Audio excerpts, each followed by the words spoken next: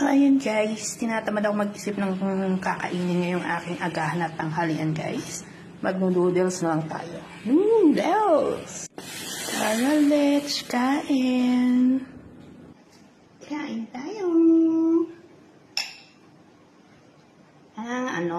Pag tinatamad ako mag-isip ng kakainin, lucky me. Kanina inisip ko tinapay, kaso walang palaman. Ang meron lang dyan ay mayonnaise. Pangit naman pag mayonnaise lang, di ba? Isip ko, magprito ng itlog, palaman sa tinapay. Kahapon, ang hapunan namin ay pritong itlog na may tinapay na may sausage at nugget. Hindi ko lang siya binidyohan kasi parang ang boring. Ayun, kaya maglalaki me na lang muna tayo. Lucky me.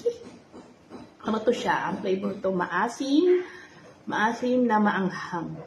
Ayan, maasim na maanghang. Nasaglagat ko ng 2 itlog ng pogi. Masarap ang itlog ng pogi, guys. Try mo.